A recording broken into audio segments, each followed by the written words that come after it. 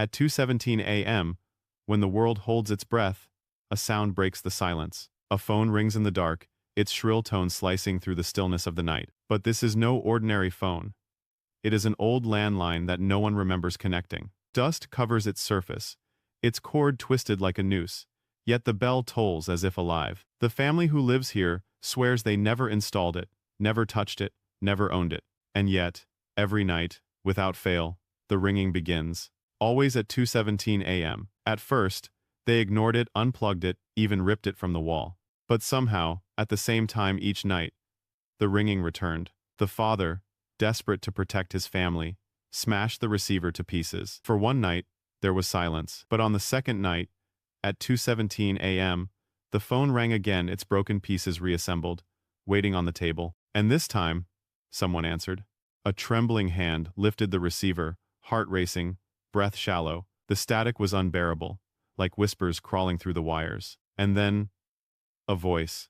A voice that spoke the listener's name in perfect clarity. But it was not the voice of anyone alive. It was a voice the listener had buried years ago.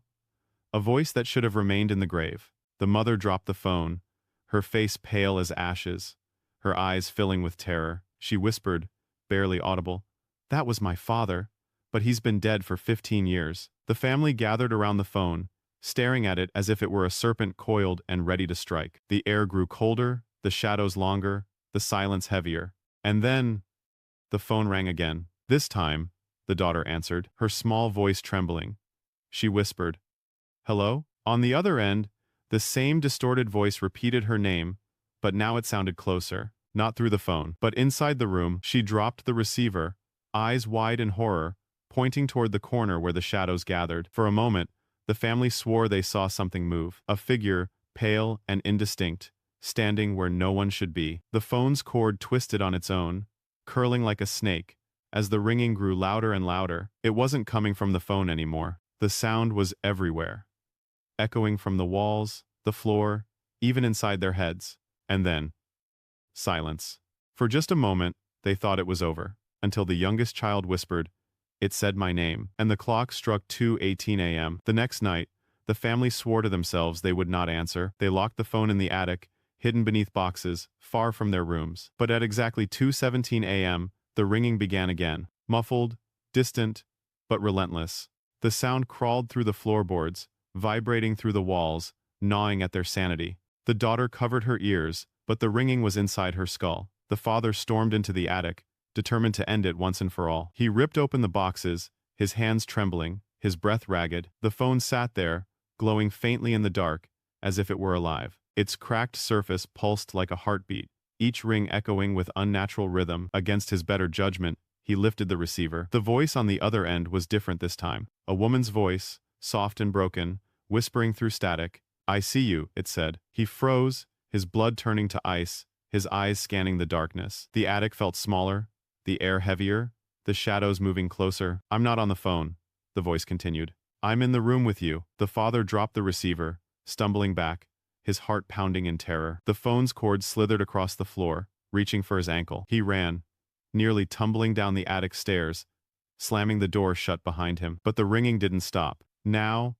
it was ringing in every room of the house. Every mirror reflected the phone, sitting there, glowing, waiting. The mother covered the children's eyes, whispering desperate prayers. The ringing grew louder, more frantic, as if demanding to be answered. Suddenly, all the clocks in the house stopped, frozen at 2:17 a.m. The silence was worse than the ringing, and then the phone spoke without being answered. The voice filled the house, low and guttural, calling each of their names, one by one, until only the daughter's name remained. The air thickened, the lights flickered, and the shadows seemed to gather around her. She clutched her mother's arm, whispering, "Why does it want me?" No one answered, because in their hearts, they already knew. The ringing began again, louder than ever. And this time, the daughter walked toward it, as if something beyond her will was pulling her closer. Her small hand reached out, trembling, her eyes wide with fear. "Don't pick it up," her mother screamed. But the phone answered itself. The receiver lifted slowly, dangling in the air, swaying like a pendulum, and a voice whispered through the static, "She's already mine." That night,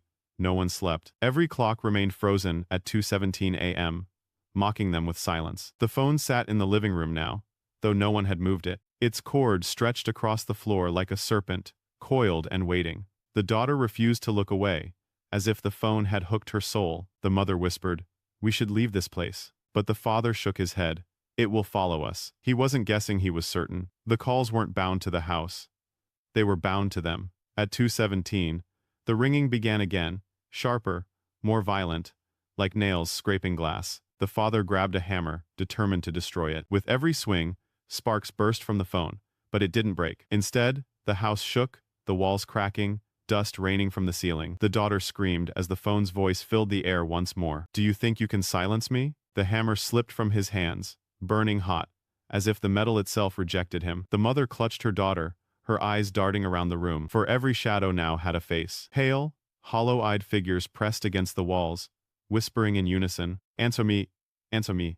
The father fell to his knees, trembling, his voice breaking. "What do you want from us?" The phone went silent. The whispers stopped. And then, in the stillness, came a single reply. "We don't want you." The mother's breath caught in her throat, her arms tightening around the child. The voice repeated, louder this time, sharper. "We want her." The daughter's name echoed from every direction, bouncing from wall to wall. Her body went limp in her mother's arms, her eyes rolling back. She began to speak, but the words weren't her own. "At 2:17, I belong to them." Her voice was layered, distorted, as if a dozen mouths were speaking through her. The father reached for her, shouting, but his hands passed through her skin like smoke. She was fading, her form flickering, half here and half somewhere else. The shadows closed in, their whispers growing louder, more urgent. "Come with us, come with us." The mother screamed her daughter's name, pulling with all her strength. For a moment, the child's eyes returned, wet with tears. "Mommy, help me." But the phone rang again. The sound was deafening, shaking the walls, rattling their bones. And when the mother looked down, the daughter was gone. Only the phone remained in her arms, its receiver pressed against her ear. And on the other end, a whisper said, "Now it's your turn." The mother collapsed to the floor, the phone slipping from her hands. The line was dead now, silent, as if nothing had happened. But her daughter was gone. The father punched the wall until his knuckles bled, his rage echoing in the empty apartment. "They took her. They took our child." He turned to the mother, desperate. "We have to get her back." But deep inside, she knew, the phone had chosen. That night, neither of them dared to sleep. They searched the apartment, every corner, every room. And in the daughter's bedroom, they found something that froze their blood. Her diary lay open on the floor. The page was dated a week before they moved in. And yet in her handwriting it read, "At 2:17, they will call my name, and I will answer." The mother slammed the book shut, trembling. How could she have written this? The father refused to believe it, but more pages revealed the same. Entry after entry, all with the same chilling warning. "At 2:17, I belong to them." The mother's hands shook violently as she flipped to the last page. The date was tonight, and the words were written in something darker than ink. "At 2:17, Mommy will follow." She dropped the diary, her heart pounding against her ribs. No, this isn't real." The father grabbed the book, his face pale, but he said nothing. Because outside, in the hallway, the sound of ringing had begun again. Louder, sharper, endless. But the phone was still in the living room. The mother opened the door slowly, her breath caught in her chest. And there, at the end of the hallway, stood another phone. Identical. Old. With its cord snaking into the darkness. The ringing grew unbearable, shaking the walls. The father stepped forward, but the mother held him back. "Don't answer it. Please, don't." But it was too late. The receiver lifted itself, floating in the air, and the daughter's voice filled the hallway. "Mommy, it's so cold here. Come with me." The mother's knees buckled, tears streaming down her face. "That's not her," the father shouted.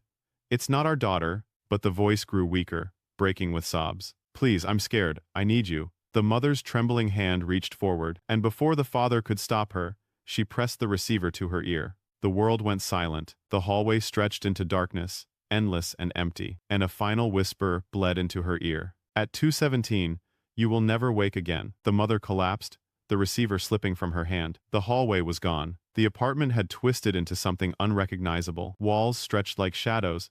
The ceiling dripped with black liquid. The father screamed her name, but his voice was swallowed by the void. The diary lay open on the floor again. New words appeared across the page, written in fresh crimson. "At 2:17, the family is complete." The father's breath caught in his chest. He turned and saw them, his wife, his daughter, standing side by side in the dark, their faces pale, their eyes hollow. They both smiled at him, lips dripping with shadow. "Daddy, the little girl whispered. It's your turn. The phone rang again, louder than thunder, shaking the floor beneath him. His hands trembled as he backed away. But no matter where he turned, another phone appeared on the wall. Ringing. Always ringing. He covered his ears, but the sound drilled into his skull. Don't fight it, his wife's voice echoed. It's already written. He ran to the front door, wrenching it open, only to find himself standing in the same hallway. The phones stretched into infinity, all ringing in perfect unison. Each receiver lifted itself, and from every single one, the same whisper bled out. At 2:17, you belong to us. He fell to his knees, his sanity breaking under the sound. But the clock on the wall ticked louder than them all. Ardian Shalufin. The ringing grew violent, shaking the air itself.